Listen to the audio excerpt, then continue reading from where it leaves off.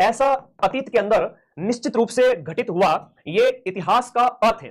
अच्छा, एक प्रश्न ये आता है कि बताइए इतिहास का पापा किसे कहते हैं, इतिहास का जनक किसे कहते हैं? तो हम जब बात करते हैं कि इतिहास का जो जनक है वो किसे कहा जाता है, वो कहते हैं हम हेरोडोटस को। किसको कहते हैं? हेरोडोटस को। हेरोडोटस, तो भाई ये आपको याद रखना है, हेरोडोटस आज से 2500 साल पहले हुआ था, जिसने द हिस्टोरीज, हाँ, जिसने द हिस्टोरीज किताब लिखी थी। हेरोडोटस हुआ था जिसने द हिस्टोरीज किताब लिखी थी, द हिस्टोरीज। और द हिस्टोरीज बुक के अंदर, द हिस्टोरीज जो बुक लिखी थी इसने, इस बुक के अंदर सबसे पहले इसने ग्रीक और फारसियों के युद्ध का वर्णन दिया था। तो हम कहेंगे पहला इतिहासकार ये था। कौन था पहला इतिहासकार? हेरोडोटस था, और इसने हिस्टोरीज किताब लिखी थी। इतिहास का मतलब आपको पता चल चुका है। अब हम आगे बढ़ते हैं और इतिहास का काल विभाजन करते हैं। सबसे कमजोर होते हैं विद्यार्थी इस टॉपिक के अंदर।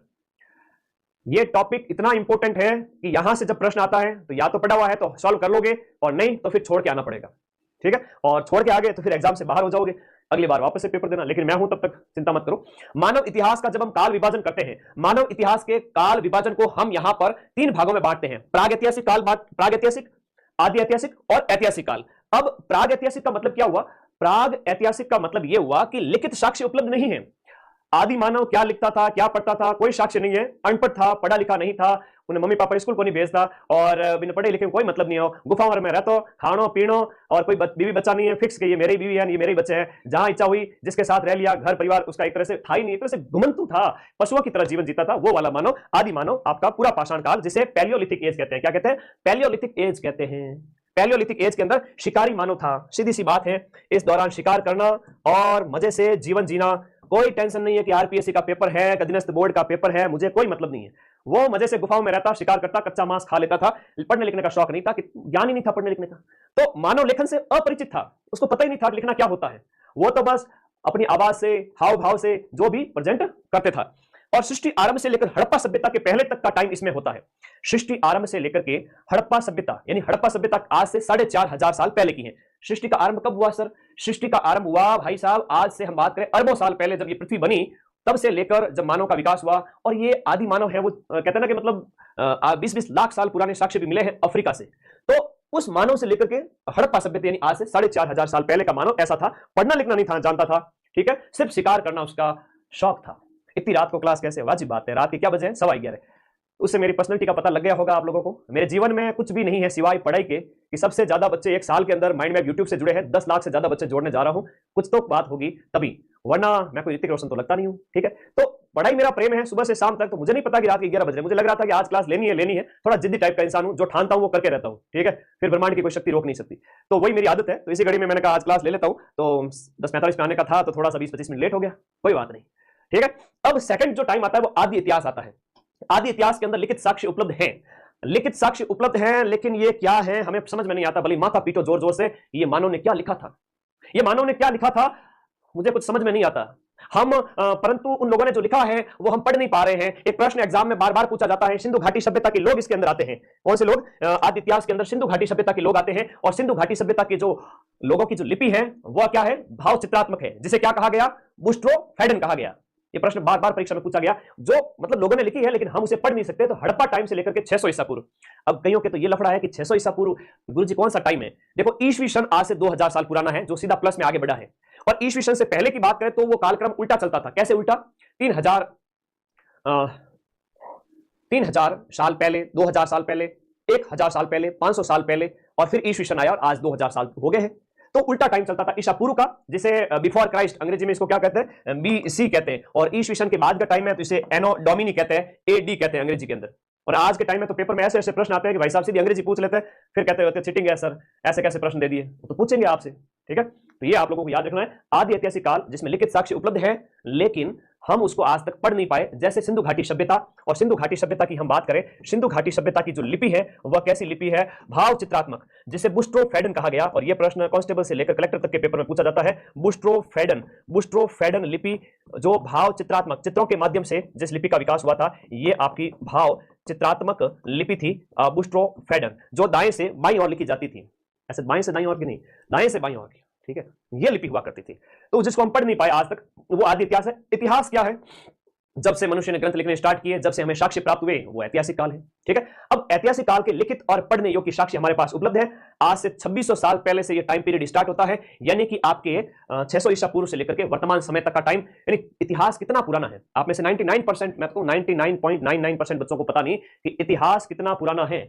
इतिहास पुराना कितना है सर? इतिहास 2600 साल। ऐतिहासिक काल कितना पुराना है? ऐतिहासिक काल 2600 साल पुराना है। आज से 600 ईसा पूर्व पहले ये स्टार्ट हुआ था।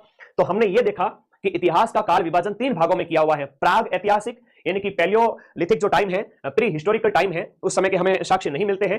आदि इतिहास, जिसके हमें साक्ष्य तो मिले हैं लेकिन हम नहीं पढ़ पाए, जैसे सिंधु घाटी सभ्यता के लोगों की लिपि जो कि बुस्ट्रोफेडन है। और ऐतिहासिक काल आज से 2600 साल पहले शुरू होता है। भाई साहब समझ में आ गया? और बाकी चिंता की कोई बात है नहीं। एलडीसी का बैच है, आप विभिन्न प्रकार के बैचेज है, माइंड मैप ऐप डाउनलोड करके इस कोर्स वाली कैटेगरी में जाकर के आप लोग पढ़ें बिंदास होकर। लैब वगैरह के बैचेज है, लैब ज्योग्राफी सारे नोट्स हैं, और ये नीचे वाले मेरे व्हाट्सएप है। कभी कोई दिक्कत हो सीधा पूछ सकते हो, ऊपर वाले टीम के कॉलिंग नंबर है, सेकंड ग्रेड सीईटी वीडियो सारे बैचेज।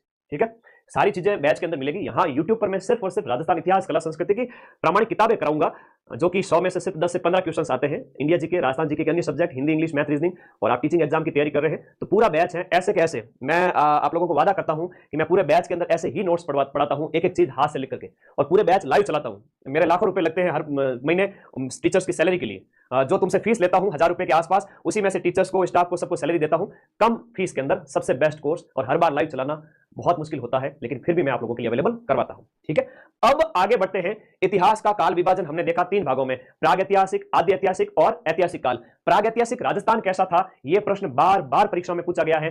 प्राग ऐतिहासिक मानव कैसा था रे? आज से लाखों साल पहले, 20 लाख साल पहले, 10 लाख साल पहले, 5 लाख साल पहले, 10,000 साल पहले। हम कहेंगे कि राजस्थान के अंदर भी प्राचीनतम मानव के साक्ष्य मिले हैं। मानव सभ्यता का उदय कहां हुआ है? नदी घाटियों के अंदर, नदियों की घाटियों के अंदर। पूरे विश्व के अंदर जितनी भी मानव सभ्यताएं हैं वो नदियों के किनारे पर विकसित हुई। क्यों नदियों के किनारे विकसित हुई सर? क्योंकि नदियों के किनारे आपको पानी मिल जाता है, आप खेती कर सकते हैं, आप अपना नहा धो सकते हो। ठीक है, तो बिना पानी तो क्या हो, है ना? रहीमदास जी का दुआ है ना, बिन पानी न उबरे, है ना, मोती मानुष चून। कहने का मतलब है कि पानी के बिना तो कुछ भी संभव नहीं है, बिना पानी तो कुछ भी संभव नहीं है। तो नदियों की घाटियों के किनारे सभी सभ्यताएं विकसित हुई। राजस्थान के अंदर भी कुछ ऐसा ही हुआ, हम बात करेंगे इसके अंदर। तो मानव सभ्यता का उदय नदी घाटियों के अंदर होता है। प्रागैतिहासिक राजस्थान के अंदर मानव सभ्यताओं के जन्म के सबसे पुराने साक्ष्य हमें मिलते हैं। हम कह सकते हैं कि हमारे यहाँ पर सरस्वती जो वर्तमान घग्गर है, और सरस्वती नदी है ना, द्रश्वती नदी, सरस्वती, और इसे हम कहेंगे द्रश्वती नदी, सरस्वती या द्रश्वती नदी, सरस्वती या द्रश्वती नदी किनारे जो है आपके प्राचीन समय में आपके सभ्यता का विकास हुआ। कालीबंगा सभ्यता की हम बात नहीं कर रहे हैं अभी हम बात कर रहे हैं लाखों साल पुराने। और ऋग्वेद काल के अंदर तो इसका उल्लेख मिलता है सरस्वती नदी का, और यह प्रश्न एग्जाम में पूछा गया है कि ऋग्वेद में कौन सी नदी का उल्लेख मिलता है? सरस्वती नदी का उल्लेख मिलता है। और यह प्रश्न अभी 3-4 महीने पहले पेपर हुआ, उसमें पूछा गया था ऋग्वेद में उल्लेख कौन सी नदी का मिलता है। इनमें से हम बात करें राजस्थान के अंदर सरस्वती नदी, द्रश्वती नदी, हम इनकी बात करते हैं। और मुझे पता है ये टॉपिक थोड़ा सा चैलेंजिंग है, विद्यार्थी थोड़ा सा परेशान हो जाता है इस टॉपिक को पढ़ते पढ़ते, लेकिन पढ़ाने वाला मेरा जैसा हो तो सारी चीजें आराम से समझ में आ जाएगी। प्राग ऐतिहासिक, सिंधु घाटी सभ्यता से भी पहले के टाइम की बात कर रहे हैं। उस समय मानव कैसा था?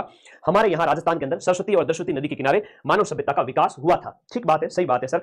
हम इतना कहेंगे, ऐसा कहते हैं कि ये जो राजस्थान है, इस राजस्थान के राजस्थान की जो वर्तमान जगह है, भाई ये राजस्थान की वर्तमान जगह है। कहते हैं कि आज का जो रेगिस्तान है, इस रेगिस्तान की जगह क्या था? 33 सागर था। और 33 सागर में कई सारी नदियां आकर के जल गिराती थी, और उन नदियों के किनारे मनुष्य रहा करते थे पहले के टाइम में। सर आप ही लेट उठो ना, लेट को नहीं उठूं मैं, सुबह जल्दी उठूं, 6-7 बजे बीच में मैंने वॉक करके आता हूं बढ़िया जाके गार्डन में। ठीक है, शाम को चला जाता हूं 20 मिनट की जिम। ठीक है, दाल रोटी खा करके सीधा तुम्हें पढ़ाने आ जाता हूं। सीधी सी बात है, 12 से 6 नींद लेता हूं मैं, और सुबह 6 बजे से लेकर के रात के 12 बजे तक मैं एक्टिव रहता हूं 18 घंटे। ठीक है, यही मेरा जीवन है। आगे आ जाओ। पाषाण काल, स्टोन एज, कहते हैं कि राजस्थान का जो वर्तमान रेगिस्तान है वहां पर 33